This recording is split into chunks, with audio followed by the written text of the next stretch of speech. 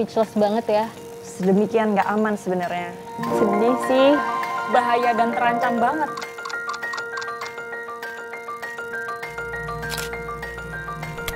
Sampai saat ini, perjuangan perempuan mendapatkan hak dan kesempatan yang setara terus digaungkan. Namun di Indonesia, angka kekerasan seksual justru terus meningkat. Berbagai bentuk pelanggaran hak perempuan masih terjadi, mulai dari kekerasan dalam rumah tangga, kekerasan seksual, upah lebih rendah, hingga kurangnya akses ke pendidikan. Sudah tugas kita bersama untuk menjaga hak dan memberi kesempatan yang setara kepada perempuan. Apa yang sebaiknya kita lakukan saat ini? Apa peran perempuan menurut kamu? Menurutku peran perempuan ini sangat kompleks ya, karena dia punya peran yang berlapis gitu. Misalnya dia sebagai seorang anak, sebagai seorang istri, sebagai orang ibu, dan juga tentunya dia punya juga peran yang lain. Misalnya dia pekerja dan juga sebagai bagian dari sebuah komunitas. Jadi ini kompleks banget dan tentunya setiap peran punya tanggung jawabnya masing-masing. Peran perempuan menurut aku ya, wah penting banget karena perempuan itu tuh punya peran atau dia punya tempat kan di masyarakat, dia punya tempat di pekerjaan, di rumah, di keluarga, bahkan di misalnya di politik gitu ya. Kalau misalnya peran perempuan gak diangkat, maka fungsi-fungsi kayak di pemerintahan gitu atau di keluarga di mana dia membesarkan anak-anaknya gitu, memberi nutrisi gitu, itu akan jadi pincang gitu. Padahal perempuan seharusnya punya fungsi yang sama atau peran yang sama laki-laki, sama pentingnya loh sama laki-laki. Itu menurut aku. Adakah sosok perempuan yang penting dalam kehidupanmu? Ada banget dan banyak bahkan ya. Misalnya ibu saya, nenek saya. Yang pasti ibu ya nomor satu. Ibuku dan adikku. Mereka adalah perempuan-perempuan yang hebat, kerja keras, dan itu tentunya yang membuat saya menjadi seperti ini ya hari ini. Dan juga tentunya banyak sekali perempuan yang saya temui di setiap harinya. Bahkan misalnya ketika saya datang ke sini, saya bertemu dengan sejumlah perempuan yang bekerja di industri ini hal yang sangat luar biasa dan saya sangat bersyukur. R.A. Kartini, habis gelap terbitlah terang. Karena beliau, perempuan di Indonesia memiliki kesempatan yang sama untuk mengenyam pendidikan, berprofesi, berprestasi, berkarya, baik di Indonesia maupun kancah internasional. Aku suka Mama Leta atau Mama Leta Baun, ada Helianti Hilman, ada Melati Waisen, ada Wiza di Konservator. Jadi menurutku banyak banget ya di Indonesia sosok-sosok perempuan yang berdedikasi di bidang pembangunan berkelanjutan. Apakah kamu pernah menemukan bentuk pelanggaran hak perempuan lainnya? Pernah banget. Catcalling lah, sebatas catcalling. Itu aja juga udah nggak pantas buat perempuan diperlakukan seperti itu di ruang publik gitu. Aku tuh nggak suka ngelihat laki-laki tuh kayaknya bisa melakukan apa aja gitu terhadap perempuan, baik itu di ruang publik, baik itu di pekerjaan. Jadi kayaknya tuh kayak hal yang ini nggak boleh dilakukan seharusnya, tapi terjadi loh di lingkunganku. Terus aku mesti apa ya? Kayak gitu loh. Kadang-kadang kayak marah juga dan menegur orang-orang yang jangan dong kayak gitu, itu perempuan gitu. Cuman ternyata nggak juga ya, kayaknya susah untuk melakukan itu juga. Maksudnya susah untuk dipahami oleh laki-laki yang melakukan itu gitu. Pernah, it's so helpless gitu. Ada banyak aspek gitu yang harus diperbincangkan dalam hal ini gitu, tentang bagaimana traumanya, tentang bagaimana proses kita bisa membantu korban, dan tentunya supaya hal-hal ini nggak terulang lagi gitu. Aku melihatnya banyak perempuan yang dibatasi haknya sih, misalnya kayak di perusahaan kayaknya belum banyak yang memperbolehkan karyawan yang perempuan itu untuk cuti di periode-periode tertentu atau misalnya di menstruasi kayak gitu. Beruntungnya di perusahaan tempat aku bekerja saat ini udah memberikan hak untuk cuti di periode-periode tertentu itu sih gitu. Apa dampak yang terjadi setelah itu? Sampai hari ini pun juga ada hal-hal yang membuat dia merasa tidak percaya diri pada akhirnya gitu. Saya juga jadi punya trust issue ya sama laki-laki atau di luar sana, lingkungan ini sebenarnya aman nggak sih buat saya gitu. Dampaknya yang pasti kita jadi kurang optimal dalam berkreasi, kurang produktif kayak gitu, dan pasti kita nggak nyaman juga kalau kita bekerja di periode-periode tertentu kayak gitu. Kita jadi ngerasa bahwa ya lingkungan kita nih nggak aman gitu untuk kita bisa berkarya gitu. Dan kebayang nggak sih kalau misalnya kita punya rasa takut terus-menerus gitu karena lingkungan kita nggak nyaman gitu. Kita dihantui oleh rasa takut itu gitu. Ada anxiety di situ, jadi ya nggak nyaman. Bagaimana situasi hak perempuan saat ini?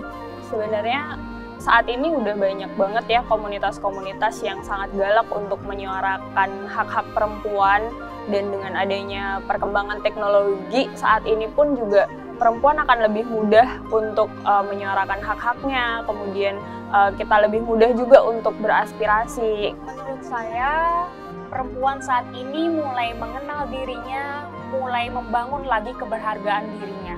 Dan itu terlihat dari bagaimana kita membangun lagi kesetaraan, membangun lagi kesamaan hak dan tanggung jawab untuk kebaikan sesama. Apakah kamu tahu tentang bias gender? Dan apakah kamu pernah dirugikan? Jelas pernah ya, karena sebenarnya ini tuh sering banget terjadi di hari-hari kita gitu. Jangan sampai kita dianggap nggak capable karena gender kita gitu. Pengalaman bias gender pertamaku itu di keluarga, di mana ayahku tuh ngerasa perempuan itu nggak bisa nyetir gitu. Aku yakin sebenarnya semua perempuan juga bisa kok mengerjakan hal-hal yang laki-laki bisa kerjakan gitu. Jika hak perempuan terpenuhi, apa yang akan terjadi? Pastinya menyenangkan banget ya. Ini harapan dan impian kita semua. Perempuan bisa lebih berekspresi, bisa lebih optimal dalam berkreasi juga. Kita jadi punya energi yang lebih untuk bisa mewujudkan beragam sinergi. Wah, ini kayak impian semua orang lah ya. Itu berarti perempuan punya fokus dan energi untuk bisa mengembangkan dirinya sendiri, membuat dirinya berdaya gitu. Kita jadi tinggal di lingkungan yang aman, yang sejahtera, baik untuk saat ini maupun ke generasi kita berikutnya gitu. Jadi aku sih semoga ini terjadi ya. Dunia rasanya akan aman, semuanya terasa sejahtera dan bahagia. Bisa dibayangkan dari bagaimana seorang anak sangat bangga memiliki ibu rumah tangga. Ataupun mungkin ketika anak juga percaya bahwa bapaknya bisa menjadi bapak rumah tangga yang baik. Mungkin contoh sekecil itulah yang membuat kita yakin dan berani bahwa kesetaraan gender akan tercapai, dan itu membuat kita semuanya sejahtera. Apa yang kamu lakukan untuk mencegah pelanggaran hak perempuan dan kekerasan seksual terjadi?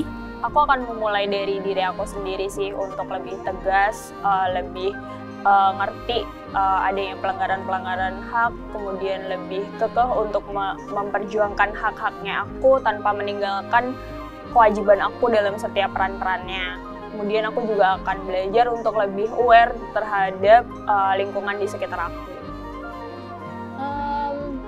Banyak sih caranya untuk bisa mencegah pelanggaran hak perempuan dan kekerasan seksual ya. Jadi banyak banget deh cara-cara kita untuk bisa menyampaikan itu ya. Yang paling penting adalah kita berani untuk bersuara. Nah, ini sudah saatnya kita berani untuk bilang kalau kita nggak nyaman dengan bercandaan yang seksis misalnya. Dengan demikian kita bisa saling menghargai gitu. Tidak cuma hak perempuan, tapi juga hak laki-laki dan tentunya hak sebagai manusia. Hal pertama yang harus kita lakukan adalah meningkatkan pemahaman kita terkait definisi pelanggaran maupun pelecehan kekerasan seksual yang terjadi di sekitar kita. Merasa bangga bahwa kita adalah perempuan. Apa yang sebaiknya kita lakukan untuk mendukung hak perempuan? Mendengarkan. Karena dengan kita mendengarkan, kita jadi tahu apa yang dibutuhkan oleh perempuan itu. Dan aku rasa ketika kita berbicara tentang hak, ini bukan satu hal yang searah gitu, tapi hal yang bisa didiskusikan, yang kita bisa kelola bersama dan kita wujudkan bersama.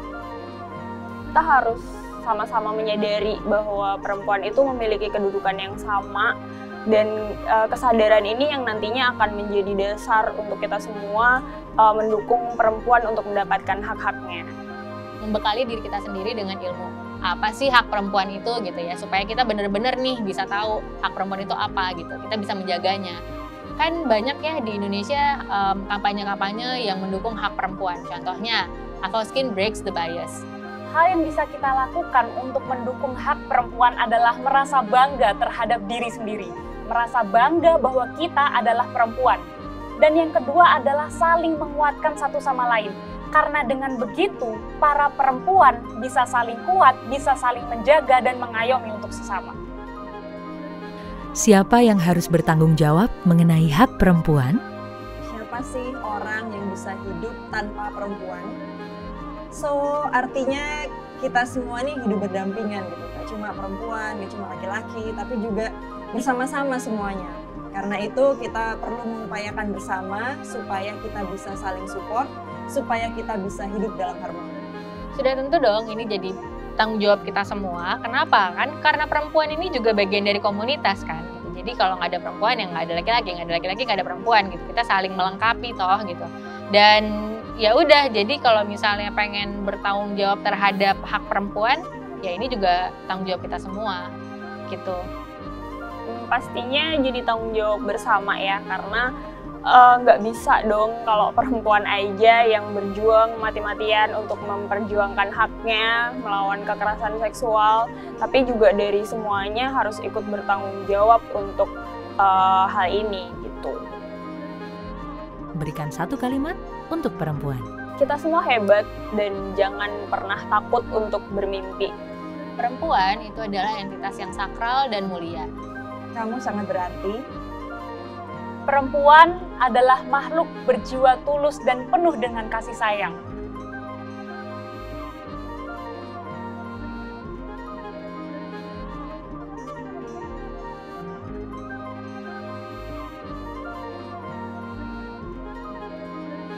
Victim blaming, stigma negatif, kecemasan dan ketakutan adalah dampak dari pelanggaran hak seperti diskriminasi dan kekerasan seksual.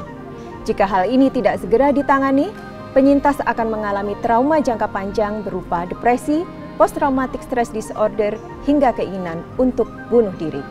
Penting bagi kita untuk mengenali bentuk seksual gender-based violence. Selain itu, mari menjadi P2P, pribadi pelopor dan pelapor. Dengan berani melaporkan kejadian, juga menjadi penggerak untuk dapat mendengarkan dan berempati, tidak menghakimi, bergerak menawarkan bantuan, dan memberikan ruang aman di setiap lingkungan masyarakat.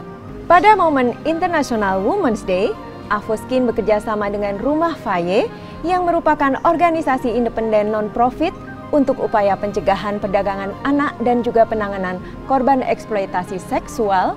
Avoskin memberikan 10% profit dari penjualan bandel produk spesial edisi International Women's Day kepada Rumah Faye. Dana tersebut didonasikan untuk menyediakan tempat yang aman bagi korban kekerasan seksual dan pelanggaran hak perempuan yang dikelola oleh Rumah Faye. Terima kasih sahabat Avo untuk dukunganmu dalam kampanye Avoskin Breaks the Bias. Kita bersama Avoskin Breaks the Bias.